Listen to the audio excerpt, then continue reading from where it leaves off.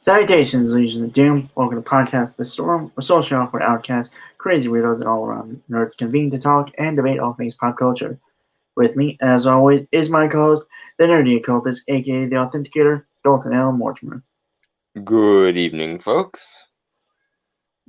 And I am your host, last time one wannabe, the Brainstorm of Pop Culture. How is everyone doing tonight? We'll get into it as we get into the thing that happened this week. Yeah. Well, okay, so before we get to that, quick note, I saw Shang-Chi, I think Friday? Or Thursday. No. It was Thursday because it was our hangout day. Right. Honestly, I didn't really care. It wasn't bad. It's a Marvel movie. I don't know what people would be expecting from that. That's pretty much it. It's not bad. It's not awesome. It's an okay film. Could have been better, but that could be said for every film. Now, it was also an origin movie, so they might improve with sequels. Yeah. So that's true.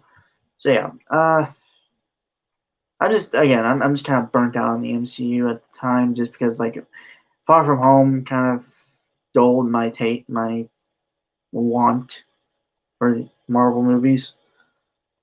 I have one more fuck to give about the MCU, and I'm saving it for Multiverse of Madness and kind of Eternals. Yeah.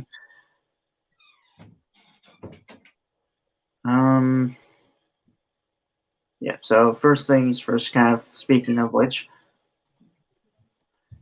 some Dolan sent me. He actually sent me pretty much everything here. It's from CBR.com. Doctor Strange isn't evil in the MCU Spider-Man 3. It's worse than that. This was written by Robert Vox, published September 22nd, 2021. Okay, I have a strong suspicion I'm gonna hate this, but I will reserve my... I will suspend a judgment until we actually get his argument for this. Okay, subheader is Doctor Strange's appearance in Spider-Man No Way Home trailer suggests an evil doppelganger, but it could be far worse than that. I think it's... Again, my standing theory is it's Wanda subbed by her 8 months of fiddling with the Darkhold under a glamour, and Strange is stuck in a mystical closet somewhere, and is going to come out at the end of the movie and go, "Wanda, what have you done?" And then the false Strange is going to shapeshift back into Wanda, and she's going to start evil laughing, thus setting up Multiverse of Madness. Mm-hmm. That's my standing theory.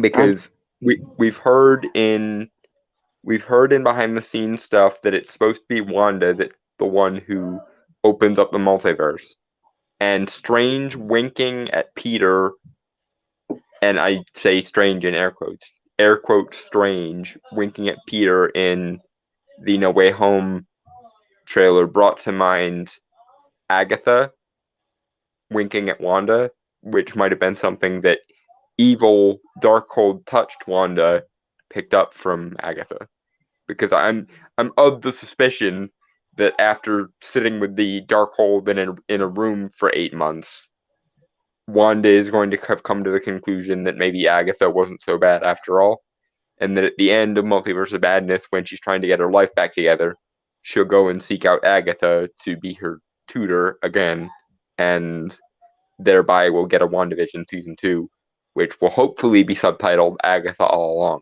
if they're smart enough. But let's get into the actual article now. Doctor Strange was the talk of the Spider-Man No Way Home trailer, both for the tantalizing hints of his role in the upcoming Marvel Cinematic Universe film and his role's implication for Phase 4. But Strange's appearance was somewhat jarring, coming across as flippant, overconfident, and almost reckless considering the trailer's multiverse-shattering implications. As of now, little more is known for certain about the Sorcerer Supreme's role in No Way Home, but What If created some intriguing theories to explain his strange behavior. Okay, first of all, he's not the Sorcerer Supreme in the MCU yet. Second of all, the reason why it's jarring is not just because it's out of character, it's because it directly contravenes his entire character up until this point. There is a reason why it makes sense for Strange Supreme, which is what we've taken to calling evil multiverse entity possessed Doctor Strange from What If. Fiddling with the Book of Cagliostro made more sense. And it's because it's earlier in his character arc. It doesn't make sense for MCU Strange post Infinity War and Endgame to fiddle around with that kind of magic, because his entire character up until this point has been trying to meddle with things that were beyond his control, vis-a-vis the Ancient One private collection in the Book of Cagliostro in his first movie, or the various timelines in Infinity War, and learning not to meddle because meddling leads to consequences. That's why it took him 14,605 timelines before he arrived at the one that worked, because if we're to go by what happened in What If, it is confirmed that each time Strange uses the eye to examine an alternate timeline, he has to live through whatever events of that alternate timeline he's choosing to experience, which means that he has lived through, and I've actually done the math on this, 38,800 and some years and 300 days worth of time, and that's just assuming that each individual timeline lasted the one day we see in Infinity War. But point being, he had control over what he chose to change in each version of that timeline. And so it took him 14,605 timelines to figure out, maybe I'm wrong to be so protective of the time stone, maybe sacrificing it is the right move. That's why it took him 14,605 timelines, because he tried to change literally everything else in every other situation, and it went bust until he finally figured out, maybe I was wrong, and I should sacrifice myself so that the greater good can occur. Which, again, both Brainstormer and myself have issues with the concept of the greater good, because it's stupid, but for the sake of Doctor Strange's learning humility, which has always been the entire point of his arc, even in the comics, is learning humility and learning not to meddle. Assuming that his character arc in the movies is supposed to be consistent, him just deciding to haul off and meddle with an entire universe's memories makes no sense within the context of that character arc. What makes sense is he starts out meddling more often, like he did in his first movie, and learning that A, meddling is a bad idea, and B, as the Ancient One straight up tells him in his first movie, it's not about you, and when possible, sacrifice yourself so that others may thrive. So yes, if Strange somehow has managed to make it all the way to Far From Home, No Way Home, without learning the lesson, hey fucker, don't meddle and also sacrifice yourself when possible, then it flies in the face of his entire character arc. It means that he learned nothing from the events of Infinity War and Endgame. Nothing. Moving on. Right. The Star's theory involves Strange Supreme, a variant version of the character from What If Season 1, Episode 4. What if Doctor Strange lost his heart instead of his hands? In an effort to return his lost love to him, Strange ends up destroying his own universe and is left alone to lament his folly in an empty void.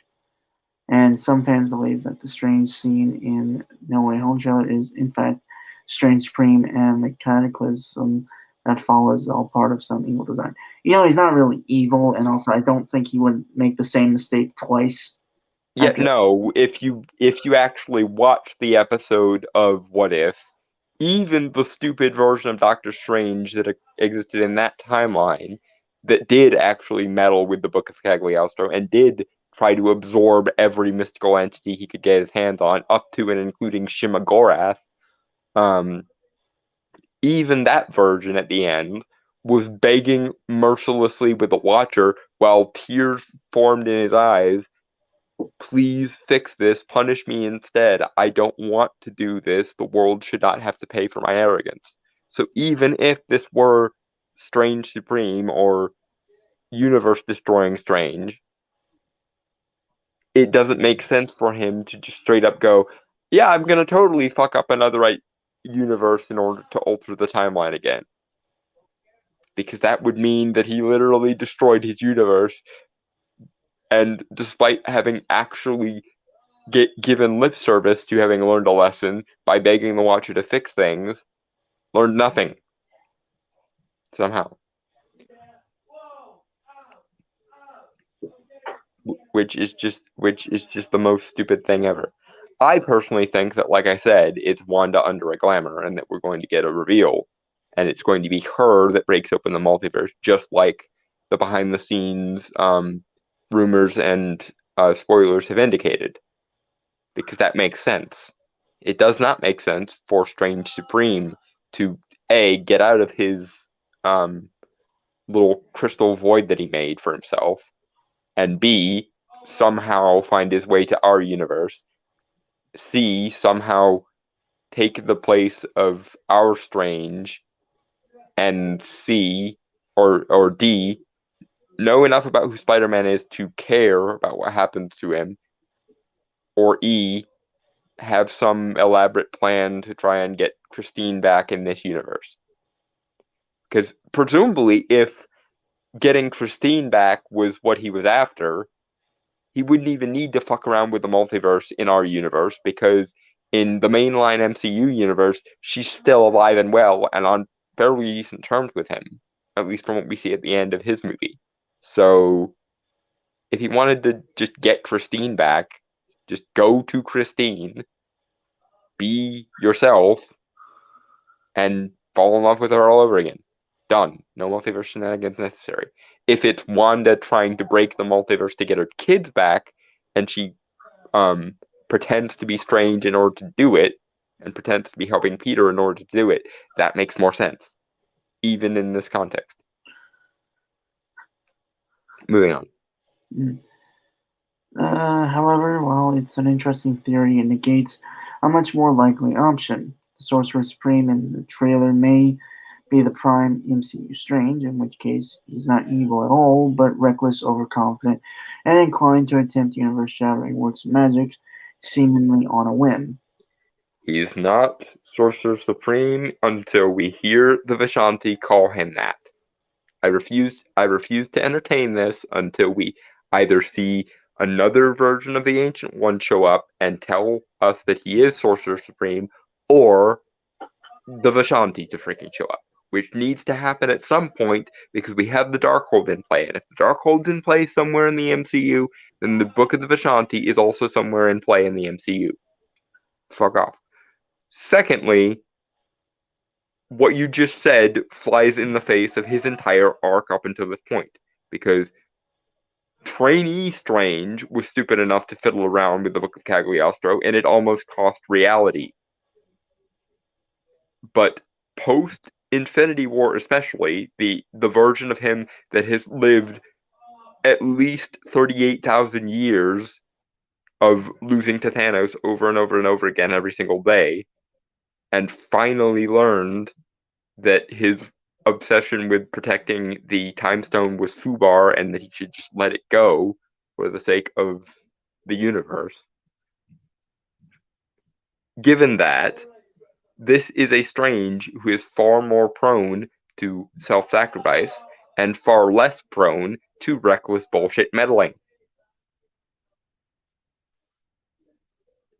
Unless he literally has learned nothing this entire time, which would piss everyone off. Moving on.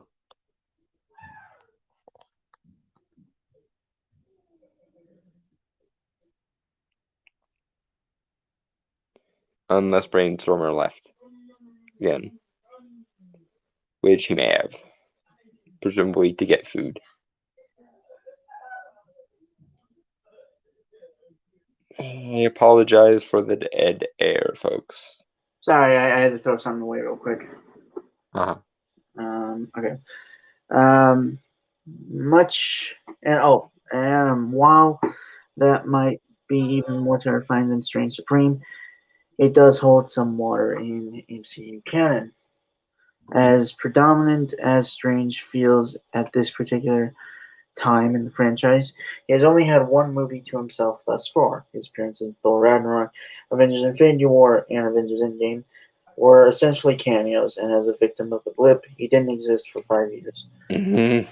All of this is a roundabout way of saying he's reasonably inexperienced, and while he may understand the responsibilities he holds, his cockiness might not have vanished as quickly as many assume. To be fair, the timeline isn't exact. I don't know how long it's been since Strange became, well, a sorcerer. Okay, between the events of Civil War and Thor Ragnarok, there's roughly about a year. Because we know that, according to Scott Derrickson, who is the director of the original Doctor Strange movie, the events of the car crash actually take place on February 2nd, 2016, because it's Groundhog Day, and he spends roughly a year training before the end of the movie. As to how long there is between Thor Ragnarok, or the beginning of Thor Ragnarok, rather, because we see him at the beginning of the movie, not the end, and Infinity War, we do see Thanos' ship spot the Asgardian ship as they're fleeing Asgard. So I'm going to go maybe a couple weeks in between the events of Thor Ragnarok as we see them at the beginning and. There's also 2 years between Civil War and Infinity War. Yeah. So being that as it may, you're forgetting a few things.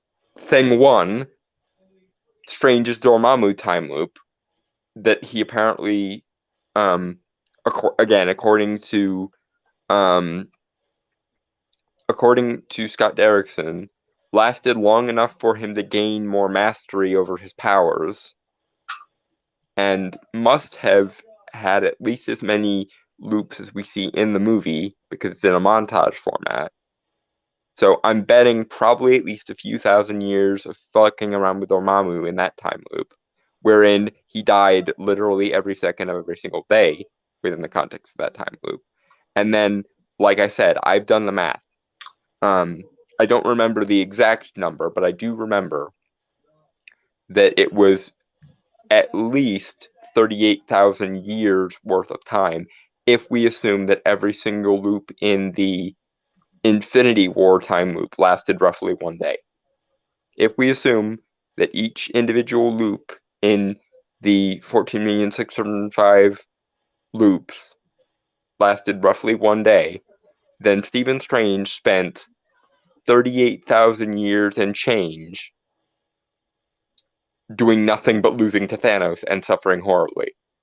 So if you want to tell me that between the Dormammu time loop, which we see does actually have a effect on his personality at the end of his movie, and the Infinity War time loop were not enough to teach him restraint and humility, then you are fucked in the head, because the purpose of both of those time loops was to do exactly that. The purpose of the Dormammu time loop was to teach him about self-sacrifice and dealing with pain, and the purpose of the Infinity War time loop was literally to teach him that the only available option was self-sacrifice. That's why it took him 14,605 tries before he got it right. Now, granted, my biggest plot hole with the Infinity War 14,605 is, why did he just stop at that one timeline? Why didn't he look for other better alternatives for them winning? But then again, if that had happened, then it probably would have taken longer than that movie ran. So who knows? But either way, his entire arc up until this point has been learning two things: self-sacrifice and restraint. Because he already had the Hippocratic Oath in place and already had an aversion to violence and a desire for creative solutions. So that part of his personality is constant and already exists. But he's learning, A, don't meddle, B, it's not about you. Those are his two big lessons in the MCU, and we've seen him literally kill himself over and over repeatedly to learn it. So if you want to tell me that the Dormammu timeline time loop amounted to nothing, and the Infinity War time loop amounted to nothing, then you are fucked in the head. Moving on. Without further experience, Strange could easily be the reckless, devil-may-care Strange seen in the trailer. One eager to help Peter with a delicate and dangerous spell, seemingly because he thinks he can, and that makes him more dangerous than an actively evil Strange, who at least someone understands the magnitude of what he's unleashed. Even Dark Strange, or Strange Supreme, as we've taken to calling him, is not evil. All he wanted was to bring back his girlfriend from the dead in a universe where the universe was quite insistent on that not happening. And granted, that is reckless and stupid, but even as he's literally in the process of destroying the universe, he's begging the Watcher, spare everyone else and punish me. The world should not have to pay for my arrogance. That is almost word for word what he says. So if we are assuming that all Doctor Stranges, or at least all the ones that eventually find their way to sorcery, are relatively consistent in their motives, even the darkest possible version of Strange we have wouldn't be this stupid. And you're trying to convince me that a version that has literally lived thousands of years of his life off screen doing nothing but suffering is going to somehow be this stupid. Or, alternatively, it's Wanda under a glamour, and she most definitely would be this stupid because she doesn't have fucking experience at all beyond what Agatha told her and what she got from the Darkhold, and she's been sitting in a room with the Darkhold for 8 months. And nobody should be locked in a room with the Darkhold for any length of time in the Marvel Universe, because the Darkhold is literally evil incarnate. It's like the One Ring if it were an encyclopedia. Yeah. Also, just want to point out, the thing that Watcher says to him is awesome. Like in that. Oh yeah, that scene makes that entire episode worthwhile. Seriously, that episode is good just by itself, and I'm glad we've established that mystical beings do exist in the MCU. But even if every other part of that episode sucks, that scene would make it worth it. I don't know about everything else sucking. No, that's not what I'm saying. I'm saying it was good, but even if it all sucked, apart from that, Yeah. That scene would still make that episode worth it. Oh, Jeffrey Wright, always awesome. Yeah, I wasn't entirely over the moon when they casted him for the Watcher because I couldn't quite see it, but now having seen it in What If, yeah, he's an awesome Watcher. My only problem is they've already established that the Watchers exist in the MCU because of that one post-credit scene in Guardians 2, and he doesn't quite look right for them, but I'm sure they'll fix it when they bring him into live action, which I expect they probably will do. Mm-hmm. This is all still in the realm of speculation, of course, and No Way Home likely has a few surprises. It's entirely possible that both Prime Strange and Strange Supreme were seen in the trailer, or that the MCU has something entirely different in mind. But just because he seems cockier than usual doesn't mean the Sorcerer Supreme has been replaced by an evil doppelganger. Again, until we either see a previous Sorcerer Supreme call him that, or we see the Vishanti call him that, he's not Sorcerer Supreme yet. Secondly, he doesn't need to be replaced with an evil doppelganger, and I'm still on team it's Wanda all along in this case. Because she's supposed to be the one, according to rumor, that breaks open the multiverse. And if she's under a glamour that was taught to her by the Darkhold, and has Strange locked in a mystical closet somewhere or something, that would make an excellent way to reveal. Like, imagine this: the events of No Way Home happen, and everything is winding up to be a nice, neat little package. All the villains are shunted to their respective universes again, and everything's fine. And then Strange, air quote, starts acting weird, and Peter just kind of looks at him sideways. And then, air quote, Strange says, "I don't know what you're talking about, Peter, I'm fine." But then there's a giant crash in the direction of the Sanctum Sanctorum, and you see an extremely battered looking Doctor Strange walk out and look over and see what appears to be himself, and he says, "Wanda, what have you done?"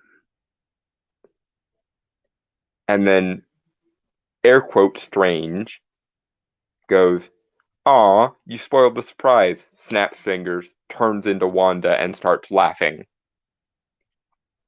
And then cuts to black. Wanda and Doctor Strange will return in Multiverse of Madness. Dun dun dun. End credits. That is an excellently badass way to figure out how to combine or how to connect. I keep wanting to call it Spider-Verse. No Way Home and Multiverse of Madness. So that is what should be done. And unless they come up with something better than that, that is what I want them to do. Moving on. Yep.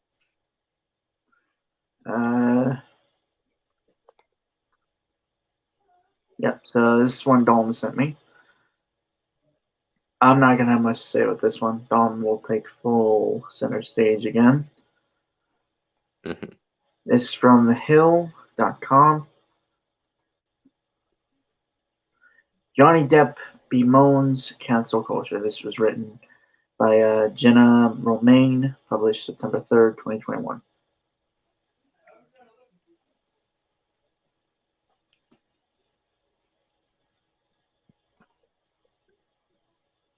Did done anything to? I don't know. I don't really have a reaction because I don't know what he said yet.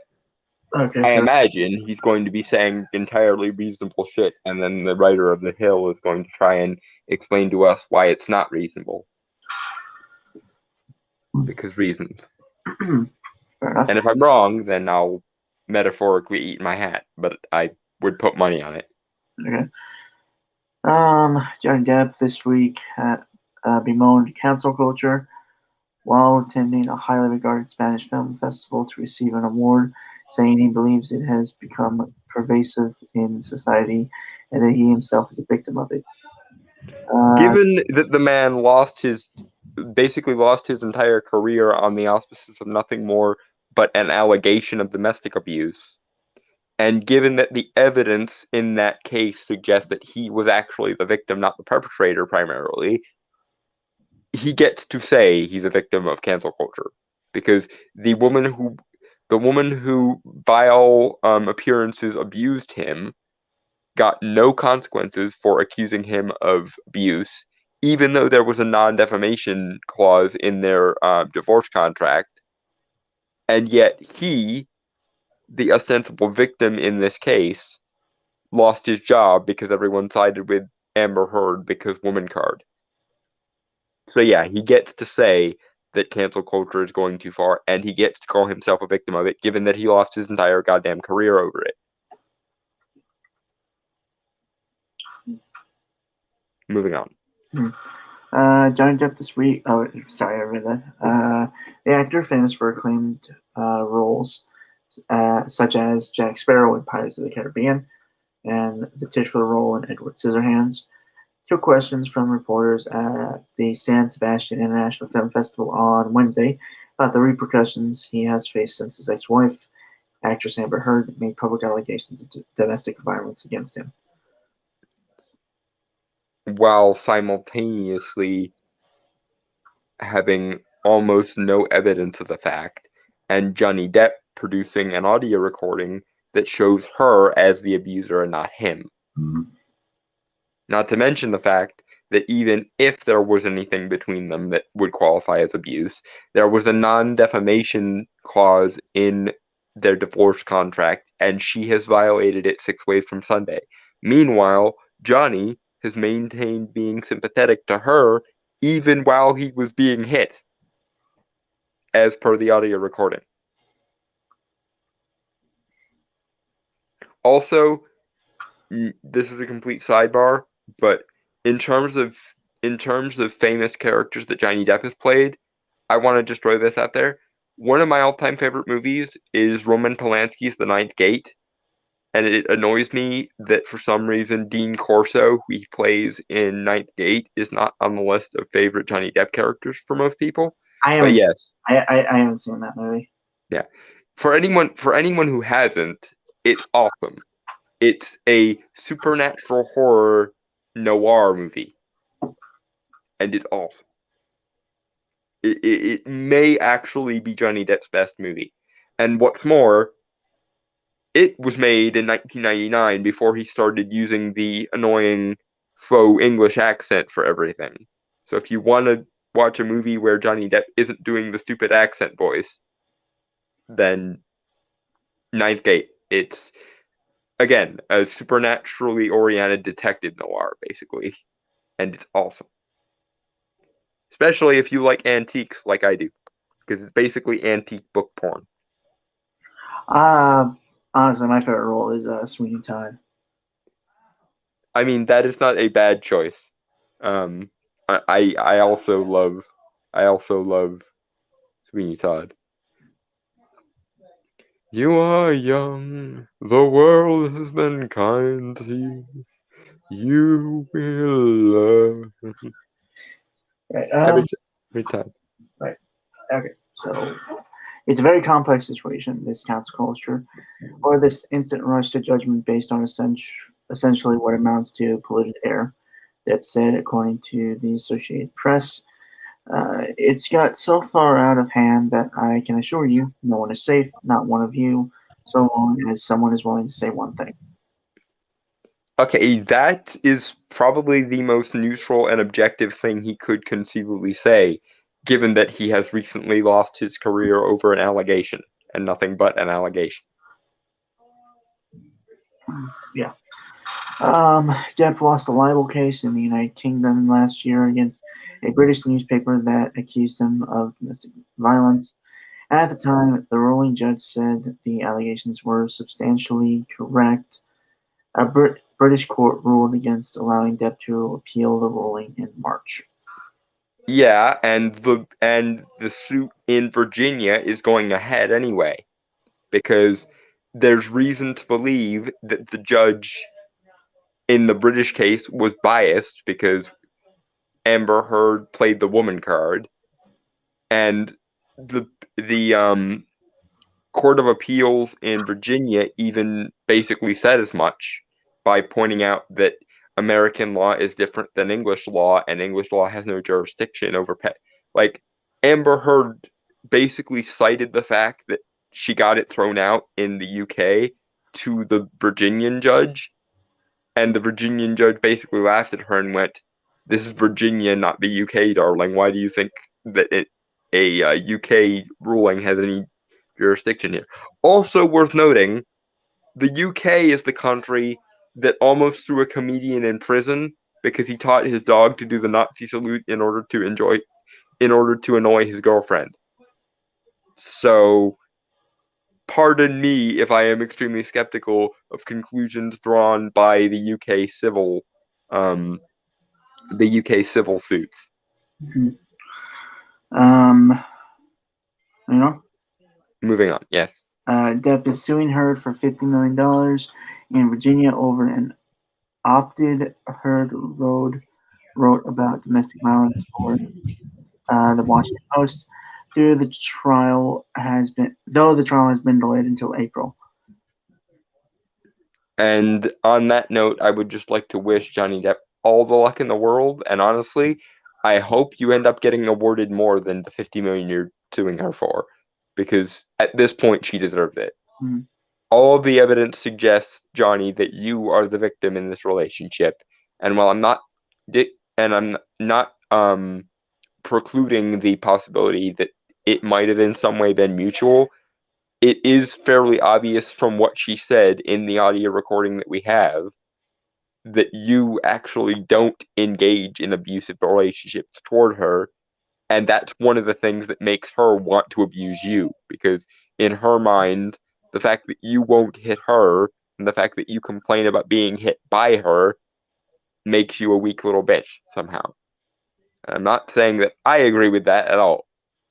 I'm saying that appears to be her main criticism of you.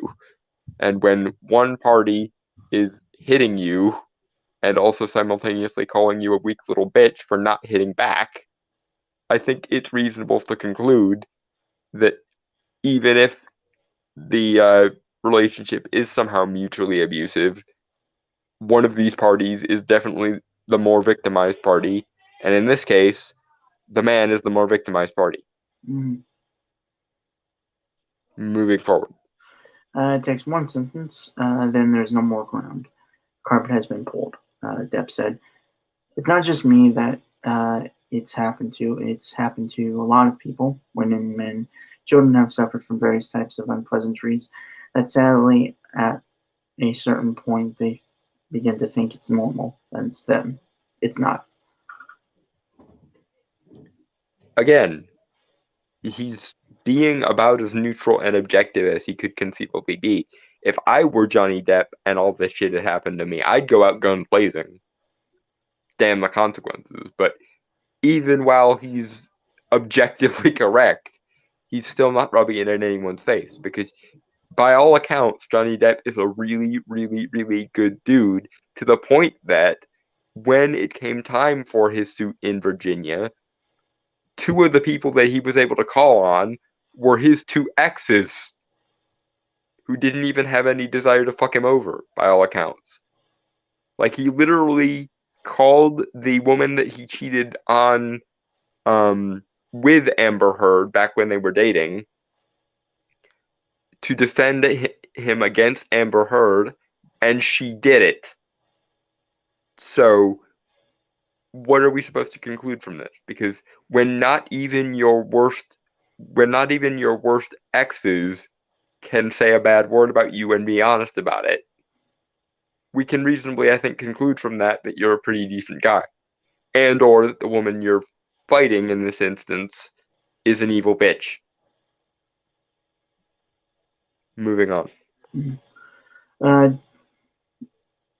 Groups came out to criticize the San Sebastian International Film Festival for moving forward with bestowing the Donestita Award, the festival's most prestigious award, upon Depp in light of the allegations. What is the message that remains when men denounced for sexist violence are applauded, photographed on red carpets, surrounded by unconditional fans? Spain's Okay, Association of the message. I'm sorry, Sorry. yeah. The Spain's Association of Female Filmmakers and Audiovisual Media wrote in a Twitter thread. Okay, the message that it sends, madams, is that this person has skills, which is objectively true, even if the bad things that they're morally alleged to have done is true. See, this is the thing, and this is exactly where Johnny Depp's point comes in, because a bad person can still make good art, and a good person can still make bad art. The quality of the person, the moral quality of a person, has nothing to do with their ability in their chosen vocation. Okay, let's take a fictional example, just to drive this point home. Dr. Hannibal Lecter is, in the context of his stories, a murderous, cannibalistic serial killer. He is also a high-level genius with the ability to size people up with basically a glance, and has a culinary refinement to him that would make most Michelin star reviewers blush. Does the fact that Hannibal Lecter uses human remains in his cooking make it bad cooking? The answer is objectively no. He is capable of a skill, and that skill doesn't disappear into the ether just because he's a bad person. Likewise, if the award being given is an award for a particular skill, then it doesn't matter how immoral the person getting the award is if they objectively have said skill. And if you care more about the clout given to this person than whether the award is warranted or not, then you are the problem. Bad people can do good things, and good people can do bad things, irregardless of anything, because moral goodness and or badness is not the same as qualitative or skillful goodness and or badness. You morons. Moving on. Yeah, that was the end of the article there. So we'll move on to, again, something Dalton sent me. Oh boy. Well, really going past these. Mhm. This one might be the longest one we take on. Maybe. Yeah. So yesterday, this was released. The Sandman first look, kind of teaser trailer deal. And before we get into it, I'm gonna disconnect and reconnect because my screen froze, and I want to be able to actually see it Okay. when we look into it. So I'll be back.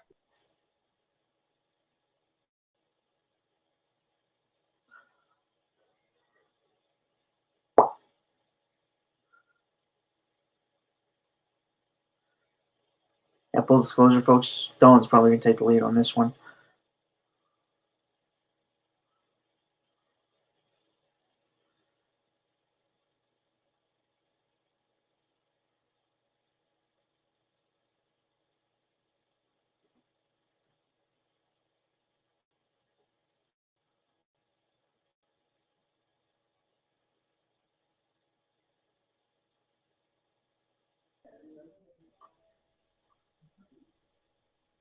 Okay, I'm back.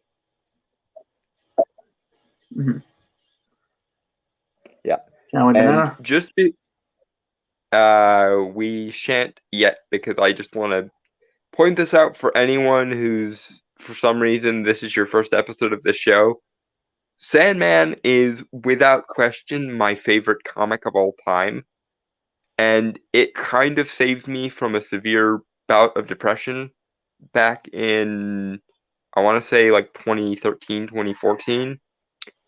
So I have a lot of love for this series and a lot of love for this IP.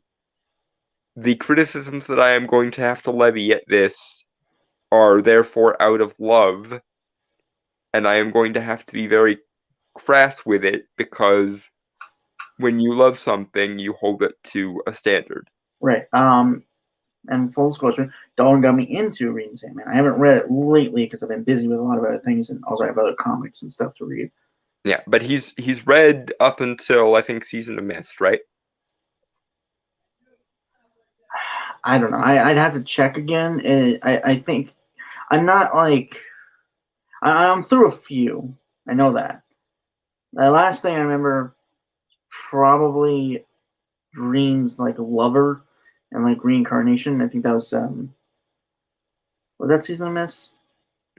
Going to hell to rescue Nadia was Season of Mist, yes. Okay, so yeah, I'm up to Season of Mist.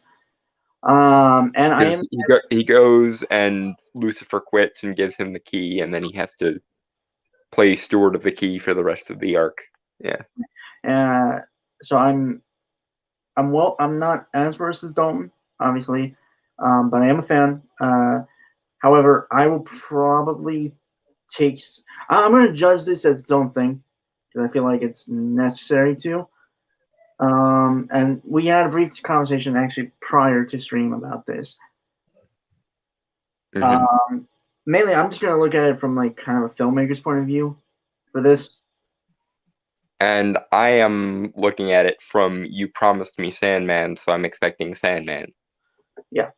Because words mean things, goddammit. So I might take Devil's Advocate at some points. Not sure. That just depends. Anyway, shall we, Banana? I feel like we should come up with something else. I'll be honest, I'm too tired at this time to really think of something.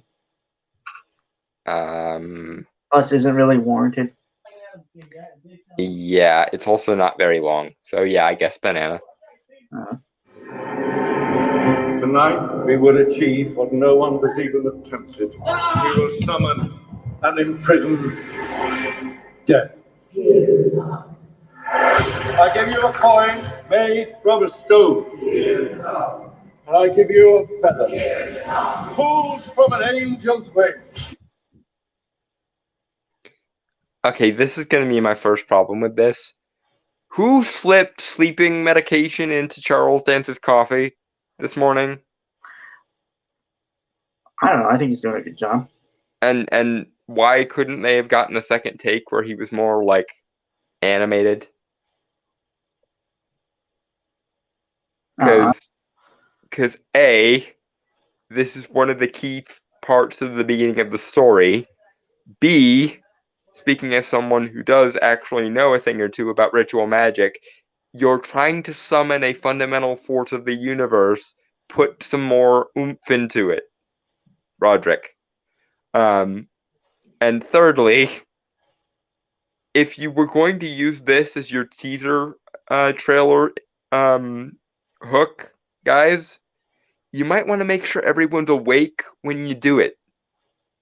Because this just makes me feel like they're nonchalantly going through the motions, and it takes more than going through the motions to recreate a masterpiece here.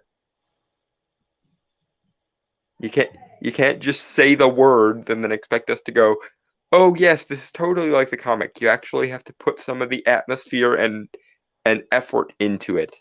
Especially because Roderick Burgess is a Fruit Loop in the comics. To the point that he makes Aleister Crowley look sane.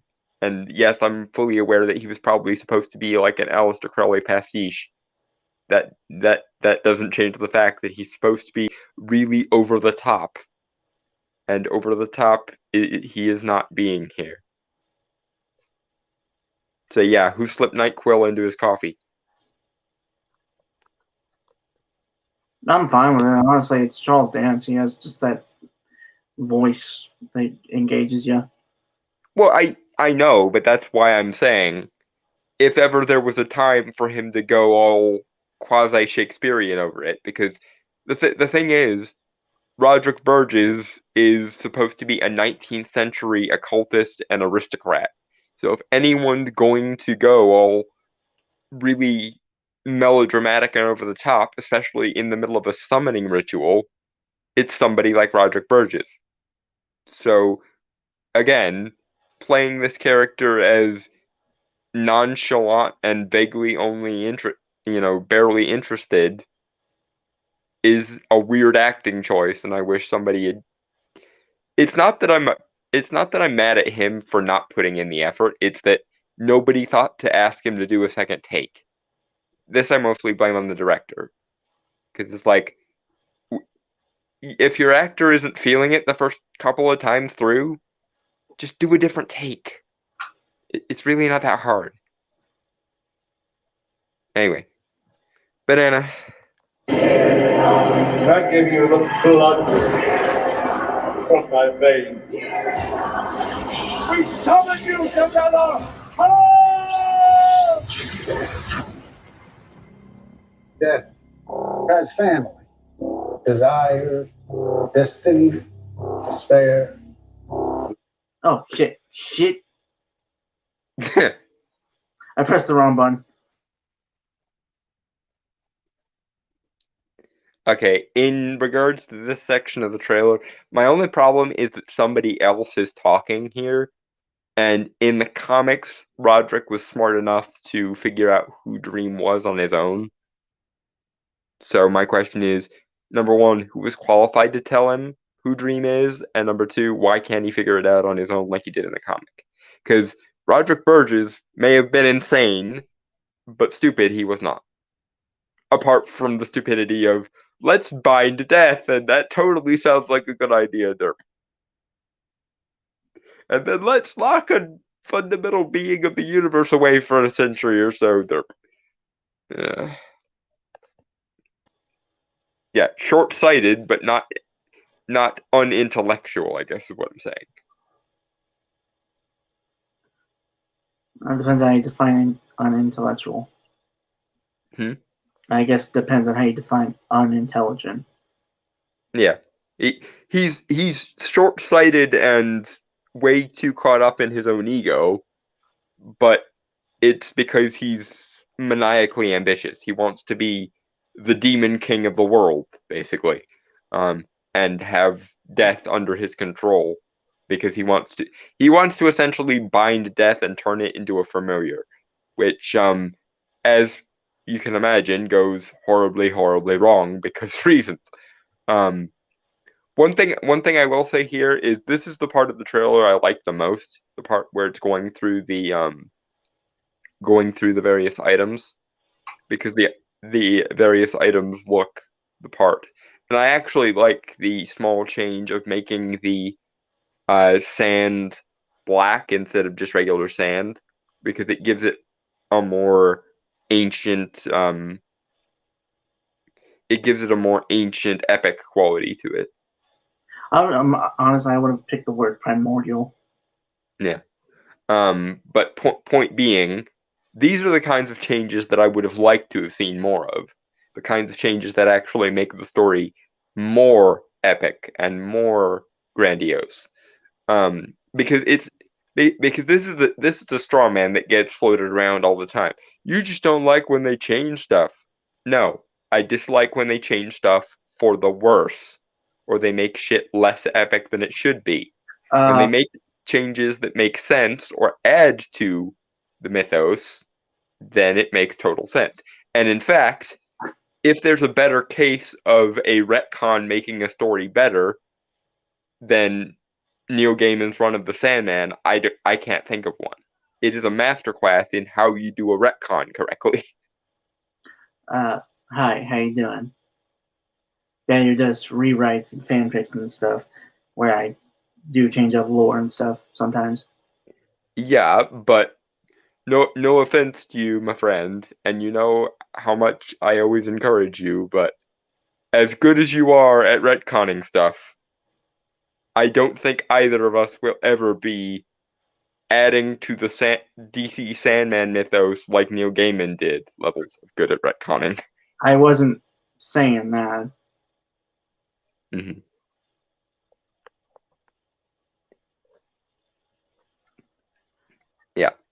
So it's not changes that I have a problem with. It's changes that make the story worse or less epic. And in the case of the sand being made black instead of just regular sand, that is a change that makes sense, both aesthetically and for the sake of the atmosphere. Honestly, I would have gone gold. That's just me. That would have also looked really cool if it were like gold sand.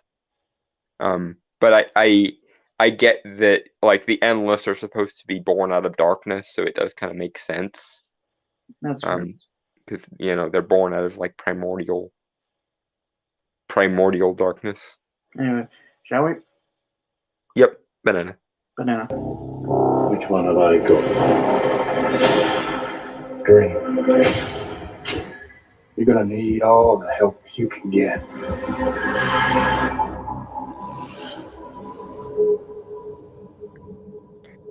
And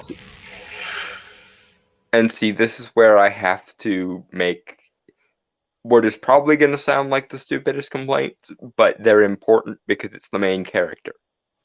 He looks too human. The Endless are not Caucasian. They are not white European. They are white as in the moon or ivory. And I think at one point, Augustus Caesar refers to Dream as having skin like marble.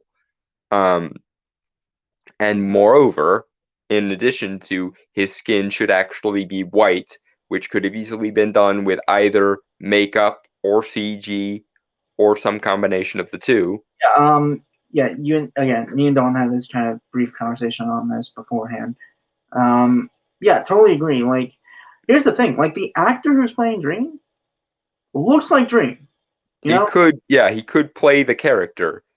It's just a matter of the extra 5 seconds of effort it would have taken to have gone, guys, he shouldn't look just like a random goth dude. He's supposed to be a fundamental concept of the universe. So let's make him look right. At least have his eyes be black with like the white irises or something. Yeah, because that's the other aspect of him that always gets pointed out. His skin like the moon or ivory or marble, and his eyes, which are black voids with burning stars at the heart of them. I knew that's what they looked like. I just couldn't. At first, I couldn't think. I wasn't too sure. Like, yeah, because again, the Endless are literally made of like the primordial essence of the universe. Their parents, the parents of the Endless, are the primordial night from which all things manifested, right. and time itself. Like they're always like you always see those like conversations and stuff, and there is some truth to it. I don't like to like indulge this though because it more often than not can get pretty nasty. But like how fan creations can often be better than actual Hollywood stuff because it's putting the effort and have the passion for it. Yeah. I think we brought it up once, like on a stream. It's been a long time, but the 24-hour Diner Dream fan film, which Neil Gaiman has actually seen and appears to have liked. Yeah. From what I've seen on Twitter, he actually saw it at one point, which suggests to me that why wasn't it partially the inspiration for this? Well, okay, it's just like I was gonna bring up like the whole thing with like how, like they only had like a live action Dream for like a brief second at the end. I keep wondering if they're gonna do a sequel to it. I should check in on it actually. Like the channel on YouTube. But yeah, he looks amazing in the brief seconds we see him. Like yeah, and granted, this is supposed to be a version of Dream that is far more emaciated than even we see him here. But yeah, he still looks the part. And what's more, and I hate to play this card because it can get really annoying, but if cosplayers with no budget can do it, then why can't Netflix, who apparently were smart enough to have Neil Gaiman standing right there, have the wherewithal to do it? Because there's like three different ways you could do it. You could do it with makeup, which would be the way I would prefer. I would prefer it done practically if at all possible. You could do it with CG, or you could take a version done with makeup and epicify it with CG. Like, I feel like eyes would have to be CG'd. yeah, well, like there you are could, color contacts, sure, but yeah, here's the thing: I've never worn contacts because it's always a pain to have put them in and take them out. And I knew guys who had like those really special like contacts, you know that changed eye color and stuff. Yeah. So like out of all makeup, that would be the hardest to do, like eye contacts.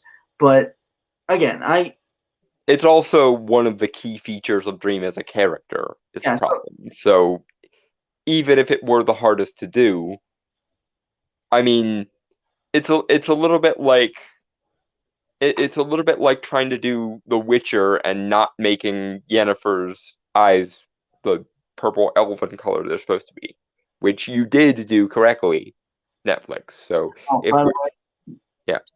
No, the reason why cosplayers who have little to no budget can make amazing cosplays instead of like fully financed Hollywood studios and stuff. It's because they care. There's also money. Time is money and stuff, so they don't really put the effort in because it'd be a waste of time and money. Except it wouldn't be, because instead of having some random goth kid sitting there, it would be someone that looked like Dream of the Endless. Again, the weird thing is like the actor has the kind of physique and look to make. He looks like he should right before he goes into makeup and right before he goes into the motion capture for the eyes. It looks as though somebody just forgot to put the finishing touches on his VFX. Yeah, he looks like the actor himself looks like a version of Dream. Like if someone was looking at him, and saw him. I can see why he got casted, because he looks the part, and in the Netflix to Dumb con thing that they streamed while they were introducing this, I did hear him talk about the character, and he does appear to be someone who understands the character, so I'm not particularly worried about that. And ditto for the woman who played Simone on Good Place, who is playing Death here. I don't doubt that they both love the characters, and in fact, when what the frick is his name? The guy playing Dream.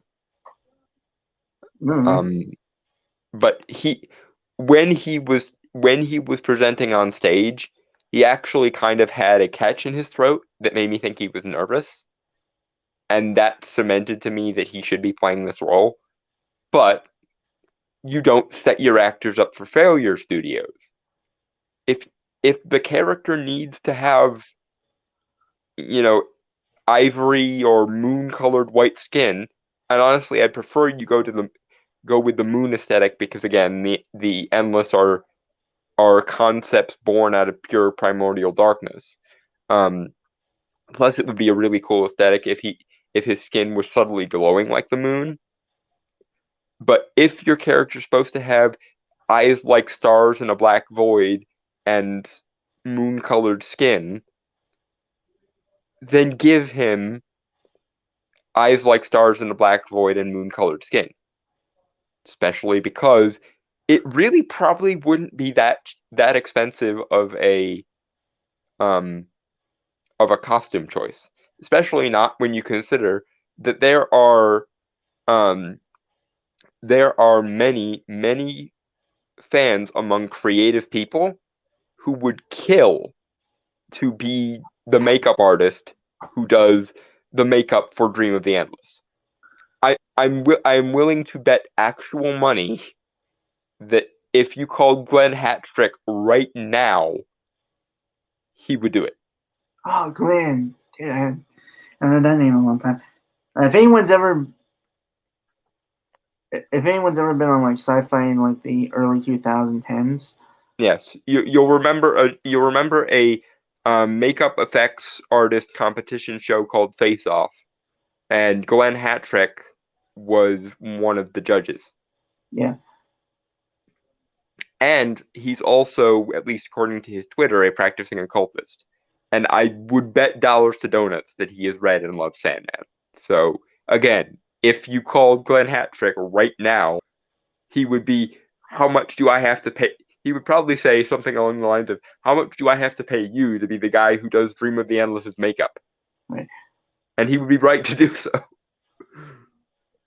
Yeah, that show is awesome. Yeah. Although I will say this, the actor, like, even without the makeup and stuff, he just had this air about him when we were seeing like that close up of him and like the look he was given. Yeah, it's a fine look. It just looks really cheap and incomplete.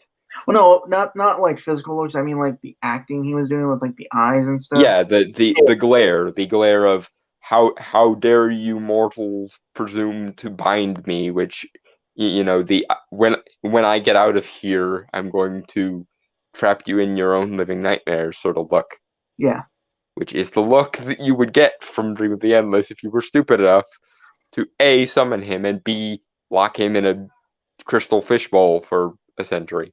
mm. And I do like that they are changing the amount of time that he's bound in the show, from what I've heard. From what I've heard, they're still keeping the fact that he was bound in like 1918 or something. But they're not saying that he got out until current time. Which honestly makes a little bit more sense to me, because I always thought it was a little bit odd that he only was bound for 80 years in the book. But now with the time shift, he's bound for a century and 5 years. So that's a much more like mystically significant number, for lack of a better term. Like being bound for a century, I would imagine would be much more significant than just being bound for 80 years. Mm. Anyway, Yeah. the weird thing is like it's not bad for like a teaser in my eyes. I think a little editing could have been better. Here's the thing. Like, I'm thinking like as a guy who's done fan trailers and stuff before, hmm the color grading. Yeah. It's not I, okay. It's not bad per se because again, it's only a first look. It's like a teaser, so we didn't get to see much. it just doesn't have the right atmosphere, Yeah, and atmosphere is very important here. I feel like kind of do the opposite of what I usually say is like you turn down the saturation a bit, maybe like -10, and then up the contrast and brighten. Yeah, you darken the shadows, you brighten the candle flame, and again, you make everything that's supposed to be supernatural have an ethereal quality to it. Like Yeah. you make the ruby a little bit brighter, you make the pouch a little bit darker, you make the you make the helm gleam a little bit more, and once again, you fix his makeup and his eyes so that he actually looks the part, and then boom, we're off to the races. Also, I would have added a musical cue here, just to give kind of that 19th century occult kind of vibe to it. Like something out of a B horror movie would have been a good choice, I think. Just to because Oh my god. there's a line in Preludes and Nocturnes right before the binding happens, where it says something along the lines of, "For a moment, Roderick Burgess thinks of the effrontery of his actions to actually capture death and bind the Reaper." And we don't really get that you're crossing a line, or you're treading where mortals are never meant to tread vibe from the trailer as it is. And again, hopefully in the original or in the uncut version we see in the show, it will have that vibe, but a key feature of this part of the story is mortals meddling with powers beyond their ken, and Dream being the victim of it.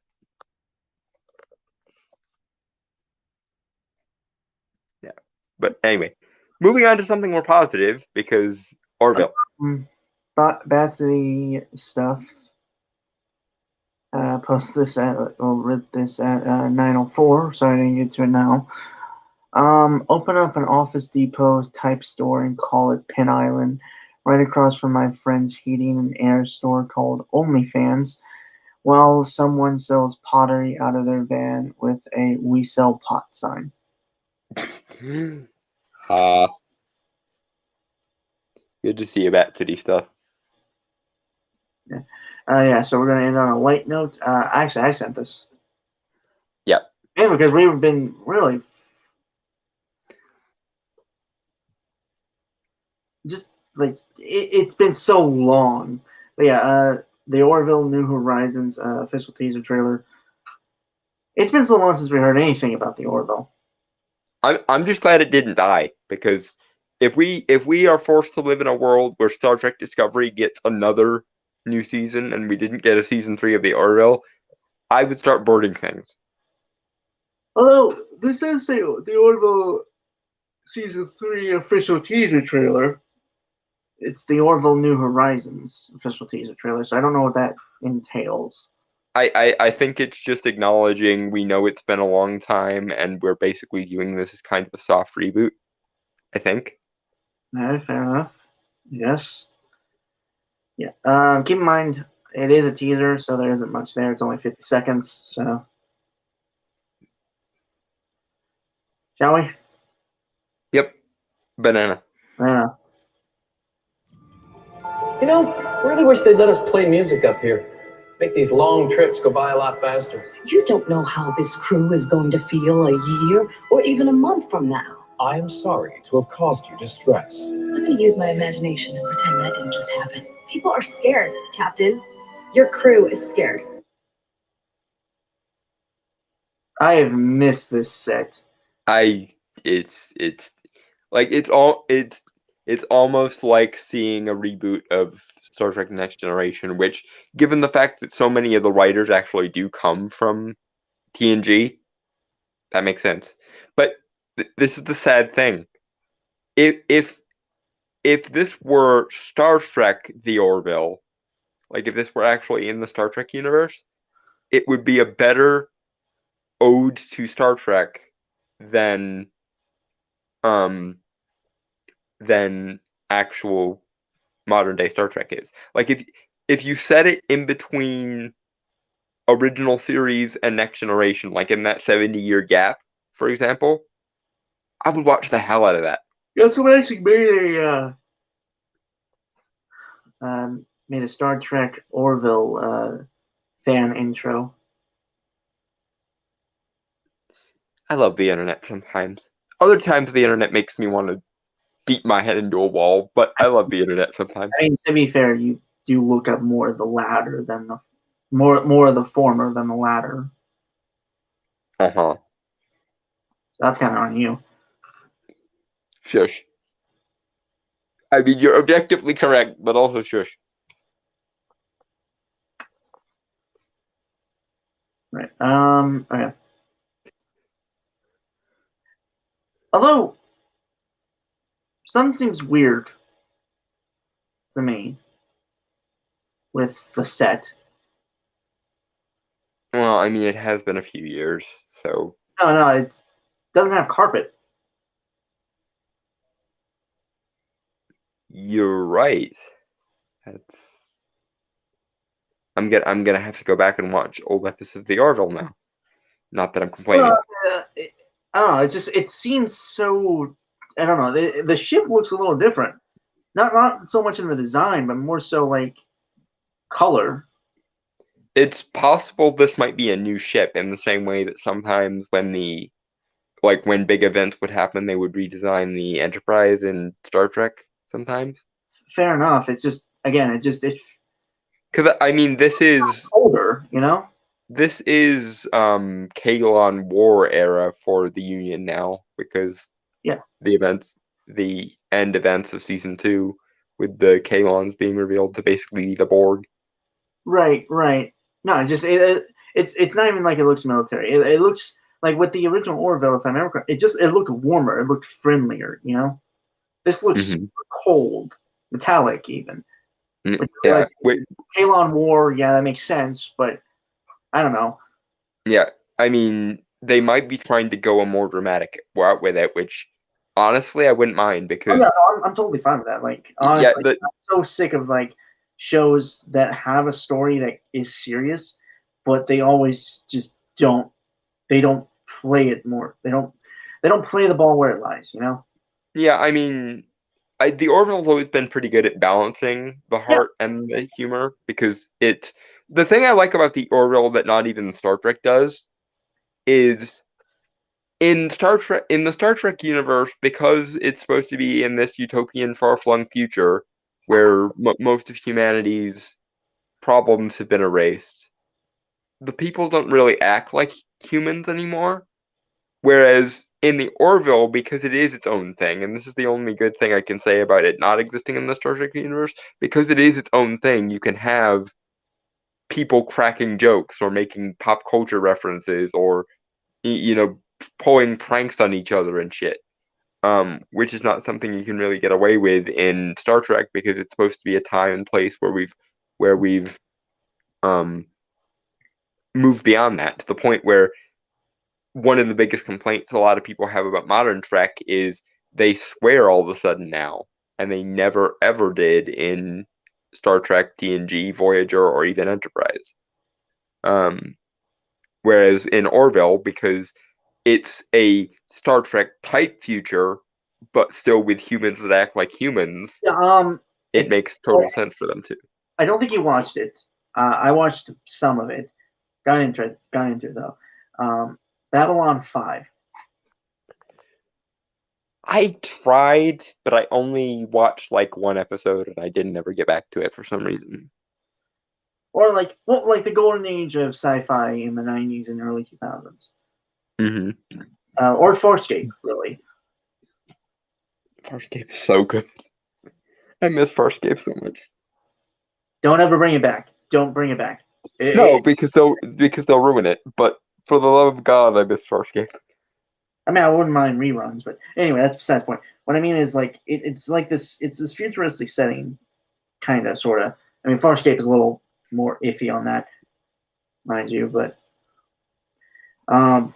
what I mean is, like, like with Babylon 5, like, it's in the future, but you have characters that are still, flawed, still got their problems. Like, and you got characters that like still watch like Looney Tunes shorts and stuff. Like, Yeah, because just because we go into space doesn't mean we stop being human. people. Yeah. Actually, people works a lot better. To be fair. Well, but in either case, and that's always been my biggest problem with a lot of the cultures in like Star Trek type universes. Number one, they all, like, every planet has one culture, which doesn't make any fucking sense, because you look at Earth and you go, well, we have the French, we have the English, we have I mean, to be fair, it's a lot more simpler to do that. Obviously. Well, I mean, yeah, I get the practical reason for it, but from like a world building perspective, why are human beings the only human beings capable of any like intellectual diversity? Although that does lead to interesting elements where they basically imply that that's sort of the superpower of human beings. Like they did that on TNG a lot, and they did that on Ben 10, I think even. The superpower that human beings have that no other species has for some reason is our ability to adapt to things. And I do like that, but at the same time it's like, if we're assuming that alien life is in any way similar to ours, there would be different cultures and countries and um international conflicts on their planets too. But it's one of those suspension of disbelief kind of things. Shall we, Banana? Yep, banana. Banana. Show the galaxy that humans are different, that we value life, even when our enemies don't. You will be silent! Evasive maneuvers. They caught us by surprise. Return fire. All sections reporting heavy damage. Captain, the quantum core has been breached. You will surrender or you will die.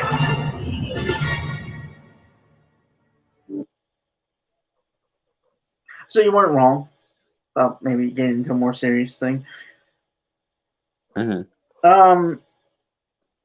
But actually, we only have 10 seconds left, so let me just Banana. Banana.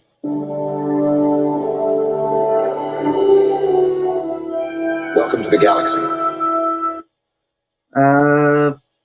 March 10th, 2022. Oh. I was hoping it would be sooner, but I guess I'm not sad.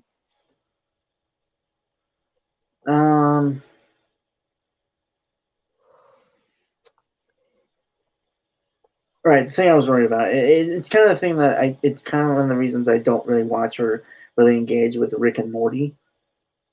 One of the, I have plenty of reasons not really to like that show, or, well, be invested in it. Is, the show kind of started off, like the Orville, started off as it's kind of episodic, and it's kind of leaning more. I think as it's going on, it is getting kind of a more serialized story, obviously because of the Kalon war that's happening.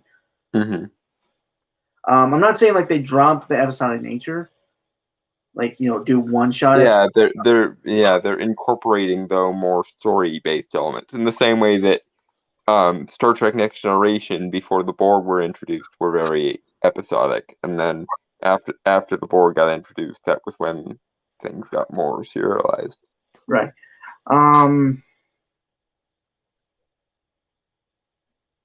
But yeah, and it's just, and and again, like Rick and Morty doesn't want to do serialization, more or less, which I'm fine with. Like, do their own thing. I'm not.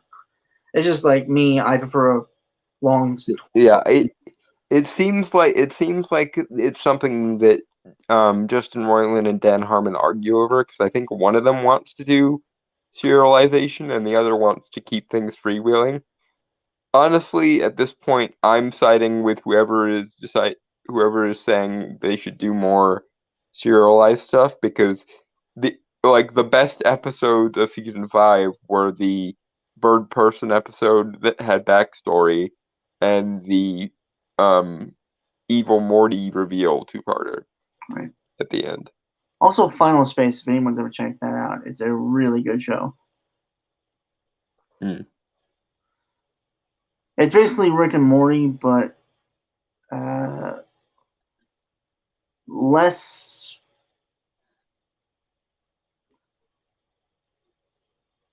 I honestly say it's kind of more weirder. Less.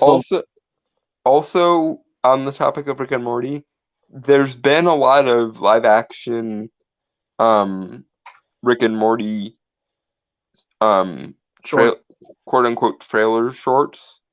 And it is confirmed to me that if there's going to be a live action Rick and Morty movie, we need to hurry it the fuck up while we still have Christopher Lloyd.